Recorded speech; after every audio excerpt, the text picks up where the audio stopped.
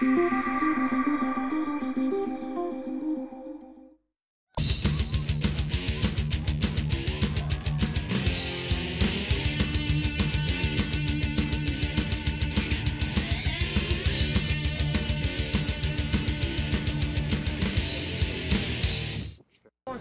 qu'on va caler quoi? On va caler quoi ici? Hey, la rouge, viens ici s'il te plaît. On va vite, hein? T'as supplé mon gros? Non. Lâche pas. Hurry, c'est go! Good job, that's it. Nice work, on reste là. Joe, get set. Trap. Hey, Cédric, va à l'extérieur. Hurry, c'est go! Hurry, c'est go! Drive, turn. There you go, good job, nice work. Down. Hurry, c'est go! Good job! En Saskatchewan, la religion, c'est le football canadien. Et nous avons avec nous un joueur qui a eu la chance d'y évoluer après avoir été repêché par les Riders de la Saskatchewan lors du dernier repêchage de la Ligue canadienne de football. Pour nous parler de son expérience dans l'Ouest canadien, nous avons avec nous Vincent Roy, joueur de ligne offensive du Varéor de l'Université de Sherbrooke. Vincent, bienvenue dans la zone début. Merci beaucoup. C'est vraiment un plaisir pour moi d'être ici. Merci, Vincent. Donc, Vincent, tu as été repêché par les Riders à l'issue de ta 4e saison avec le Varéor et tu as connu quand même un parcours. Tu as participé au camp d'entraînement avec eux, tu as participé à des matchs préparatoires. Ce que j'aimerais savoir, c'est que tu nous parles un peu de cette ferveur, de cette passion qu'ont les gens de l'Ouest pour, entre autres, les Riders en Saskatchewan. En effet, c'est vraiment une ville qui est, une province qui est vendue, qui a le sang vert, comme on dit là-bas. Les gens sont fans à un point qu'on peut à peine imaginer. On avait un match intra-équipe, un scrimmage qu'on appelle, qui était officiel avec des arbitres, puis les estrades étaient quasiment pleins, puis les gens font la file après les matchs pour voir les joueurs, rencontrer les joueurs, tout le monde est impliqué, il y a une grosse communauté autour de l'équipe, puis ça, c'est vraiment un élément trippant là-bas qui fait en sorte que tu sens que tu fais partie de la communauté, puis tu apportes quelque chose à la communauté. Puis c'est quelque chose aussi qui est vraiment motivant aussi pour un joueur, dans le sens que tu fais quelque chose puis c'est remarqué. Mettons que tu as une bonne game, même en tant que joueur de ligne offensive, je pense à un joueur comme Dan Clark, que c'est sa 10e saison cette année, ou c'est son 200e match, je ne sais pas trop la statistique. Puis lui, il est encore là, puis il est considéré comme une vedette là-bas, même si c'est le centre où... tous les joueurs sont considérés, tous les joueurs sont appréciés, puis c'est vraiment de quoi qui donne une motivation supplémentaire pour jouer le plus longtemps possible dans cette ville-là. Tu es un petit gars de Granby, tu as fait ton football à J.H. Leclerc là-bas. Est-ce qu'à l'époque, c'était un rêve de jouer chez les professionnels? Évidemment. C'est sûr que quand tu pratiques un sport en étant jeune, de mon côté, mon rêve, c'était de pratiquer ce sport-là le plus longtemps possible et au plus haut niveau possible. À date, je suis bien parti pour le faire. J'ai eu vraiment une belle opportunité pour le dernier camp d'entraînement. Donc, je retire beaucoup d'expérience de ça, puis je l'apporte ici avec ma jeune équipe, puis on va essayer de travailler le plus fort possible pour aller le plus loin possible, évidemment. Est-ce que tu appartiens encore à l'organisation des Riders? Quelle est la suite du topo pour toi chez les professionnels? En fait, ils m'ont renvoyé pour faire ma 5e année ici à Sherbrooke. J'étais bien content de ça parce que c'est quoi je voulais absolument faire, parce que j'ai beaucoup d'amis ici, des connexions vraiment fortes avec la ligne offensive. Fait que je voulais vraiment fermer les livres de façon officielle avec... prendre le temps de profiter de ma dernière année, je ne sais pas si tu comprends, parce que pendant ma 4e, je pensais pas à ça. Je pensais à jouer ma 4e, mais là, cette année, je sais que ça, c'est possible. Fait que je profite ici, puis quand l'année sera finie, là, on pensera aux professionnels, mais c'est vraiment, je voulais clore les livres de la meilleure façon possible, en profiter surtout. Évidemment, être joueur de ligne offensive, ça implique de faire des blocs, mais c'est un rôle qui est un peu dans l'ombre. Tu protèges le corps arrière, vous donnez la chance au corps arrière de lancer le ballon, vous faites des ouvertures pour le porteur de ballon. Cette année, avec le Varéor, il y a une jeune ligne offensive. Toi, en tant que joueur de 5e année, comment tu vois ton rôle à travers ça? Bien, mon rôle, c'est... Moi, j'ai toujours un gars qui aime ça, qui va apprendre. Je ne veux pas être un dictateur, je ne veux pas dire au gars « fais ci, fais ça ». Moi, je vais essayer d'apprendre à travers chaque coéquipier que j'ai dans mon équipe. Il y a des gars qui sont jeunes, mais qui savent quand même m'apporter de quoi, parce que j'ai un tempérament qui est plutôt sérieux, stressé. Puis les jeunes qui arrivent, c'est des rigoleurs. Les gars aiment ça, rire, jouer. Puis moi, ça me permet de me détendre. Ça m'apporte de quoi personnellement aussi. Puis je pense que je leur apporte de quoi aussi avec mon sérieux puis ma rigueur dans mon travail. Mais reste que tout le monde s'apporter quelque chose, puis on va vraiment grandir ensemble. Que je sois 5e année ou qu'il soit de première, 2e, tout le monde apporte de quoi à tout le monde. C'est ça qui est le fun avec la ligne à l'attaque de Sherbrooke. Il y a eu une petite rotation du personnel depuis les 2 dernières années. Et puis cette année, en plus, il y a 2 jeunes corps arrière qui poussent, Anthony Robichaud, Zach Cloutier. On repart un peu la machine dans un nouveau cycle chez le Varéor cette année. Oui, comme dans les 3 dernières années, on apprend à vivre avec un nouveau corps arrière. Je pense que cette année, avec nos 2 corps arrière qui sont recrues, on a quelque chose de peut-être plus solide à long terme. Des gars qui vont pouvoir faire 4-5 ans ici, qui vont pouvoir s'assimiler au système, qui vont pouvoir grandir avec le système aussi, parce que le système arrive en même temps que le joueur, parce qu'il y a un nouveau coach à l'attaque aussi. Donc, c'est vraiment optimiste pour les prochaines années si tout reste comme en ce moment, là, puis que ça continue à se développer tranquillement, pas vite. Je pense que même dès cette année, on va pouvoir compétitionner avec les grandes équipes de la Ligue, puis je suis vraiment optimiste par rapport à cette saison-là. Il y a plusieurs jeunes joueurs de football de la région et de l'Estrie qui nous regardent. Si tu avais des suggestions, des commentaires, des conseils à leur donner peut-être pour poursuivre leur rêve et l'atteindre un peu comme toi, ça serait quoi? C'est sûr qu'il faut que tu mettes le temps. Il y a des sacrifices à faire pour pouvoir persister au football. J'ai pas passé à côté de ces sacrifices-là. J'ai mis mon nez dans mon playbook. J'étais allé dans le gym, j'ai fait ce que j'avais à faire, j'ai écouté mes coachs. Même que parfois, j'ai dû changer de position dans mon parcours universitaire. Tu l'acceptes, tu fais ce que les coachs te disent, puis en bout de ligne, les coachs vont avoir une bonne estime de toi puis vont te permettre d'avoir ton opportunité sur le terrain à ce moment-là. Donc, moi, j'ai saisi mon opportunité, j'ai fait ce que j'avais à faire, j'ai travaillé fort. Au niveau scolaire, fais tes devoirs, priorise le scolaire aussi, parce que même si c'est long, l'école, même si c'est plate, tu peux pas te rendre ici à l'université sans avoir un diplôme universitaire, sans être à l'université techniquement. Puis, fais les sacrifices qu'il faut. C'est le fun de faire le party, c'est le fun de faire la fête, mais choisis ton moment pour le faire, puis t'es capable de dire non à ces affaires-là. Moi, quand j'étais au cégep, j'avais de la misère à dire non à des trucs comme ça, puis c'est quand j'ai appris où est-ce qu'ils sont mes priorités, bien là, c'est plus facile à ce moment de faire les bons choix, de prendre les bonnes décisions continuellement. Quel bel exemple de persévérance d'un jeune homme qui a grandi dans son sport, qui a atteint les plus hauts niveaux et qui, on l'espère, dans les prochaines années, pourra y rester pour de bon. Vincent Roy, bonne saison 2019. Merci beaucoup, c'est très gentil.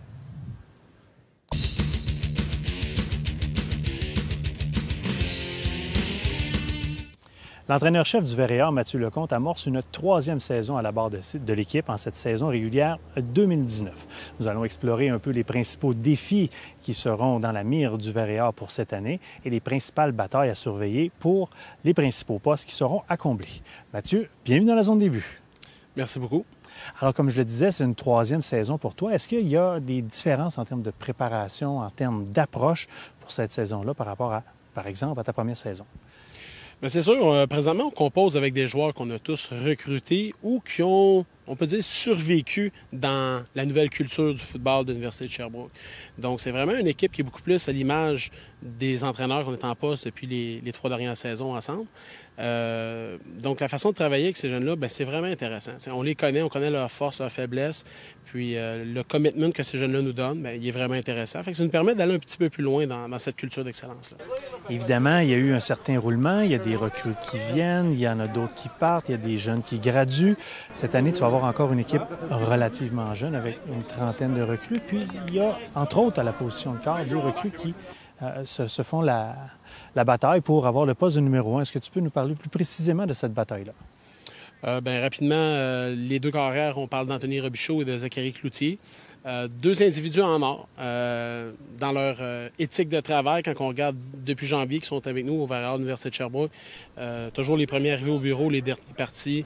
Ils sont focus sur leurs tâches, n'essayent pas de prendre de la place, que ce soit dans les médias ou que ce soit un peu partout sur le campus. Ils sont vraiment concentrés dans leur travail, dans leurs tâches d'étudiants athlètes, de bons étudiants, de bons coéquipiers et de très bons athlètes. Donc, on est vraiment satisfait de les avoir. Maintenant, bien, ce sera au coordonnateur à la tête, Justin Chapdelaine, de continuer à développer ces jeunes talentueux-là, puis de me les positionner, puis qu'on prenne la décision finale avec qui on va commencer les parties pour la saison 2019.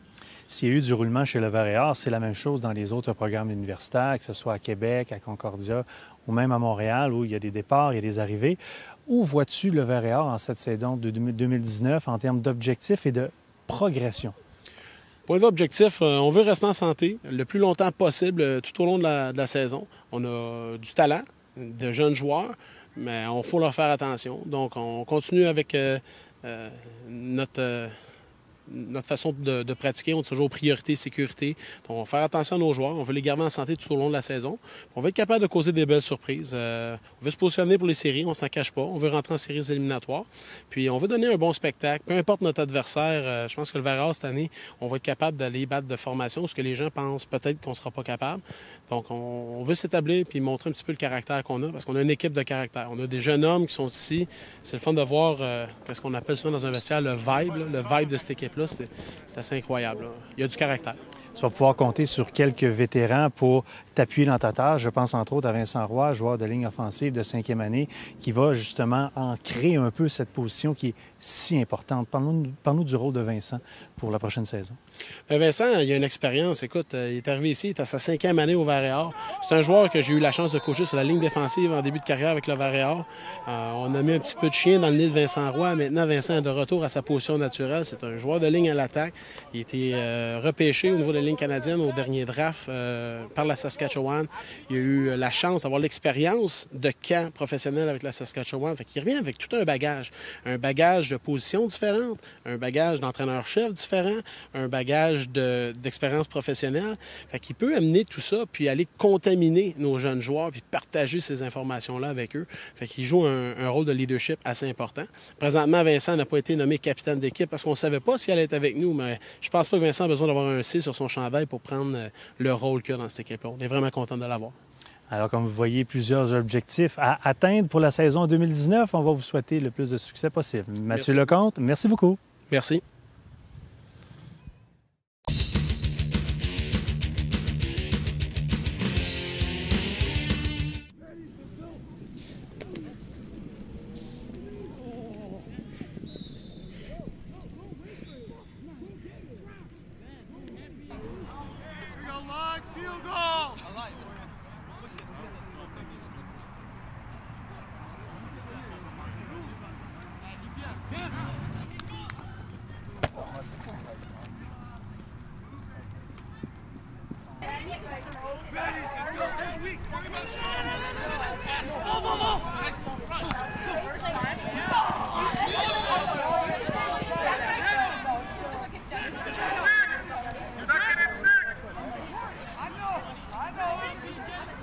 La dernière fois qu'on a parlé avec Shérif Nicolas, c'était lors du camp de printemps.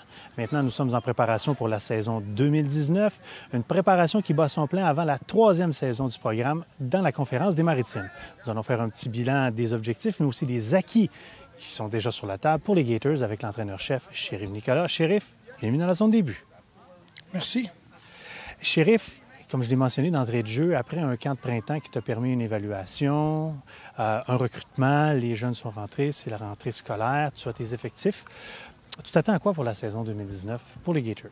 Encore une fois, c'est toujours, pour moi, c'est le processus qui compte. C'est pas le résultat. Je pense que le processus qu'on a mis en place depuis 2017 va mener à des gains. C'est comme une montagne qu'on grimpe. Quand est-ce qu'on va arriver au sommet? Ça dépend combien qu'on grimpe par jour. Donc, on travaille fort pour grimper le plus rapidement possible, mais je veux qu'on soit la meilleure équipe que nous, on peut être. Et tu as eu un recrutement quand même assez favorable dans la dernière cohorte. Il y en a plusieurs qui vont viser un poste de partant, j'imagine, dès 2019? Absolument, absolument. Je pense que les jeunes qu'on recrute, que nous recrutons au Québec, c'est certains qui sont plus vieux, qui ont plus de football dans le corps. Puis ces gars-là peuvent venir nous aider, nous appuyer rapidement dans notre offensive. Donc je pense à des gars comme Nathan Lupien ou Benjamin Rodrigue ou Yanis Cherdieu. Donc tous des joueurs que je pense qui peuvent venir nous aider assez rapidement. Évidemment, dans tout type de sport, le but, c'est de marquer plus de points que l'adversaire afin de remporter la victoire. C'est maintenant toi qui vas diriger l'attaque pour la saison 2019. Dis-moi un peu comment tu penses présenter cette attaque-là pour tes adversaires de la conférence des Maritimes.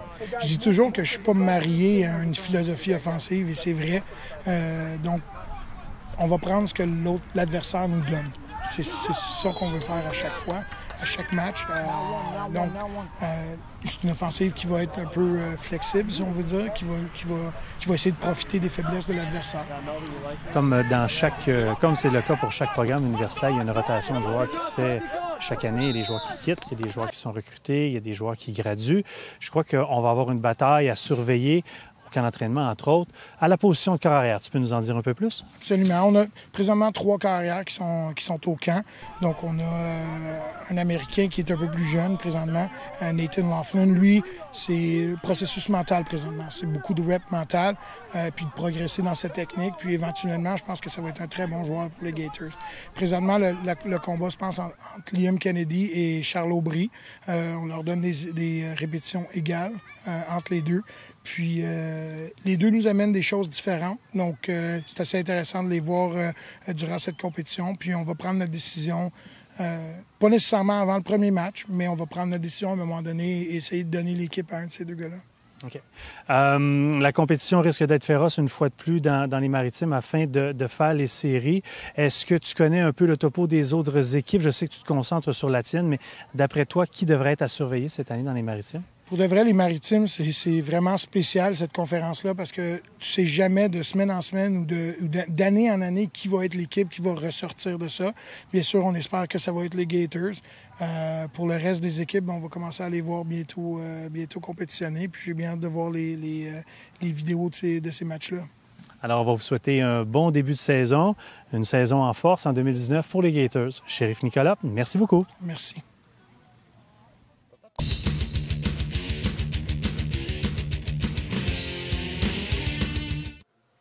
Au football, tous les chemins mènent à Rome et parfois, ils passent par la France. Cette semaine, nous avons la chance de nous entretenir avec Max Dupuis, un ancien joueur des Cougars de Champlain et des Redmen de McGill au niveau universitaire, qui amorce une première saison comme coordonnateur défensif avec les Cougars. C'est donc un retour à la maison. Fait à noter, il a dirigé en France lors des 3 dernières années. Alors, pour en savoir un peu plus, Maxime, bonjour, bienvenue dans la zone des buts. Salut, ça va bien? Oui, très bien, merci. Alors, comme ça, après ta carrière active, tu as décidé de quitter vers la France. Ce que je crois comprendre, c'est que pour toi, le coaching, ça ne date pas d'hier. Non, en effet, j'ai commencé à coacher avec la frontalière de l'école secondaire Quaticook ici à côté pendant mes années à Champlain. Puis par la suite, j'ai quitté donc vers McGill. J'ai pris une petite pause du coaching pour me diriger vers la France par la suite. Qu'est-ce qui t'intéresse dans ce métier-là? Parce que ce que tu m'expliquais, c'est que tu as commencé à être entraîneur alors que tu étais joueur. Oui, tout à fait. Dans le fond, c'est un sport qui est très, très tactique. Hein. Pour les gens qui ne connaissent pas trop à la maison, puis pour les experts, c'est un sport qui demande beaucoup de préparation. Puis c'est vraiment cet aspect-là de la game que j'aime en tant que joueur. Et donc, c'est devenu une passion de l'enseigner aux autres. Est-ce que c'est difficile de communiquer avec les jeunes? Comment on s'adapte? Bien, c'est différent. En étant en France pendant 3 ans, j'ai coaché des adultes, donc semi-professionnels. C'est un différent type de clientèle. Il faut adapter notre langage, il faut adapter notre approche vis-à-vis les choses qu'on essaie d'enseigner, mais je pense que ça se passe plutôt bien pour l'instant. Et parlant de bien se passer, je crois que tu as connu des beaux succès en France. Si tu nous en parlais un peu, on est un peu néophyte par rapport à la structure organisationnelle en France. Bien, l'organisation pour laquelle j'étais, les Black Panthers de Thonon-les-Bains, pour leur faire un petit coucou, est une des plus grosses organisations en France. C'est une organisation qui roule sur un budget d'autour de 500 000 € par année. Donc, c'est quand même une grosse organisation. On a plus de 125 licenciés total, donc incluant les équipes seniors et les équipes juniors. Donc, on a des équipes U19 et U16. Il y a environ 200 équipes, je crois, totales en France. Puis dans la Ligue élite, dans la Ligue senior, la plus première division, on a une 12aine d'équipes. Donc, on a été 3 fois, nous, en finale dans les 3 dernières années. Malheureusement, on n'a pas été capable de ramener le trophée à la maison les 2 premières fois, mais on a réussi là, cette année, à la fin du mois de juin, à remporter le fameux trophée là, donc, de la 3FA de la Fédération de football, Fédération française de football américain. Voilà, j'ai réussi. Qu'est-ce qui t'a amené en France? Qu'est-ce qui fait que tu as eu cette opportunité-là et tu as décidé de l'accepter? Bien, l'opportunité, c'est un peu des contacts. Mon père a une compagnie de vêtements sportifs, donc depuis des années, et il travaille avec certains clubs en France. Il m'a mis en contact là-bas pour que moi, je me trouve une équipe en tant que joueur après mon parcours à McGill. Puis, de fil en aiguille, bien, j'ai reçu cette offre-là. Puis, j'ai décidé de prendre l'opportunité là, tout de suite, d'être capable de jumeler ma passion en tant que joueur à ma passion en tant qu'entraîneur. Parce que la première année, j'ai donc fait les deux. J'ai joué et entraîné au sein des Black Panthers. Est-ce que le maillage a été difficile pour revenir? Je sais que tu as été un ancien joueur des Cougars. J'imagine que lorsque l'appel t'est parvenu, ça a été un peu plus facile de dire oui. Bien, je te dirais bien honnêtement que ça fait les 2 dernières années que j'étais en France, j'avais hâte de recevoir une offre là, ou d'avoir des pourparlers pour revenir parce que j'avais vraiment décidé que c'est ce que je voulais faire comme métier. Donc, j'avais hâte de revenir à la maison pour être capable me lancer là-dedans. Puis quand j'ai eu l'appel de Yann Jacques, donc c'est l'ancien coordonnateur de l'an dernier qui m'a appelé pour discuter de la situation, il m'a mis en contact par la suite avec GF, ben c'est sûr que ça n'a pas été très, très difficile de me convaincre de faire partie de l'équipe finalement. Comme tu sais, les Cougars, même à ton époque, en tant que joueur, dans les dernières années, il y a une tradition d'excellence. Les Cougars ont gagné des bols d'or, se présentent dans les finales du bol d'or. Tu arrives, première année, coordonnateur défensif. Quels sont tes objectifs à toi pour ton unité cette saison? Bien, c'est les mêmes objectifs que je leur ai donnés en meeting, dans le fond. On a parlé, premier meeting qu'on a eu, les premiers objectifs qu'on s'est mis en tant qu'unité, c'est gagner le bol d'or, évidemment. Donc, on veut suivre la tradition. Mais les autres choses qui sont très importantes pour moi, c'est de préparer les joueurs au prochain niveau. Donc, je pense qu'on est quand même un étage de perfectionnement puis de préparation à l'universitaire. Tout comme l'universitaire l'est pour certains joueurs pour le professionnel. Puis en tant qu'entraîneur, il ne faut pas oublier que nos joueurs, ben notre premier but en tant qu'entraîneur, c'est ça, c'est de les préparer pour le niveau suivant, puis aussi de les aider à graduer puis à passer aux prochaines étapes de leur vie. Parce qu'il faut comprendre qu'un stage collégial, c'est 3 ans. Pour certains, ça va être 2, pour certains, ça va être 4. Hein, ça dépend. Mais on n'est pas une finalité. Donc, il ne faut pas prendre ça comme seul objectif, que ce soit de gagner à tout prix. Oui, c'est important. Oui, c'est ce qu'on veut faire en tant qu'organisation. C'est pour ça que je suis ici. Par contre, il ne faut pas perdre le but, les objectifs individuels de chacun. Puis ces objectifs individuels-là, c'est pour eux de graduer, de se rendre au prochain niveau et à travers les années ici, d'apprendre assez pour être capable, eux aussi, d'aider leur prochain programme. La compétition promet d'être féroce en Division 1. Qu'on parle de Grasset, du Vieux-Montréal, de Vanier. Les prétendants sont nombreux. La compétition, donc, très importante. Tu t'attends à quoi pour cette première saison-là, toi, à la barre de la brigade défensive des Cougars? Bien, premièrement, j'aime que tu aies oublié de parler des FX et de CNDF parce que je pense que ça démontre à quel point la Ligue est très homogène. Donc, tous les clubs sont capables de gagner des matchs, tous les clubs sont capables de nous surprendre. Puis je pense qu'il va falloir, nous, de notre côté, bien se préparer de semaine en semaine, puis pas penser trop loin non plus. C'est un match à la fois, une semaine à la fois, se concentrer sur les petits objectifs week to week. C'est ce qu'on fait, nous, au sein de notre unité. Puis après ça, je m'attends à des matchs serrés, je m'attends à des matchs avec beaucoup de points, je m'attends à des matchs contre des équipes qui, eux aussi, vont essayer de sortir un lapin de leur sac de temps en temps. Donc, je m'attends à ce que mon travail soit assez rempli. Quel genre d'unité vas-tu présenter en 2019? Une unité rapide, robuste, jeune, vétéran? Bien, je suis quand même chanceux. J'ai réussi à avoir une équipe qui a beaucoup de vétérans, qui a beaucoup de vitesse, qui ont des joueurs de très haut niveau des années précédentes. Le recrutement a été très bien fait, donc ça, c'est cool pour moi. Ça fait ma job un peu plus facile. Puis de l'autre côté, bien, je pense qu'on va être une équipe qui s'adapte. Donc ça, c'est important. Je suis un peu j'ai pas peur de changer de tactique d'une semaine à l'autre. Puis si on a besoin de rentrer de nouvelles choses, on va le faire. Puis si je pense que tel joueur ou tel schématique qu'on utilise ne fonctionnera pas bien contre un prochain opponent, on va changer. Donc on va être quelqu'un qui a une équipe qui s'adapte beaucoup. On va être très agressif. Donc ça, ça fait partie de mon identité. Je suis quelqu'un qui fonce dans la vie, puis je coach de la même façon. Fait que c'est sûr que les équipes qui vont jouer contre nous vont devoir être prêtes à faire face à beaucoup d'intensité, beaucoup de pression, puis du jeu très chaud, très rapide. Voilà qui promet pour une première saison comme coordonnateur défensif pour les Cougars avec Max Dupuis. Bonne chance et merci pour cette entrevue. Merci à toi.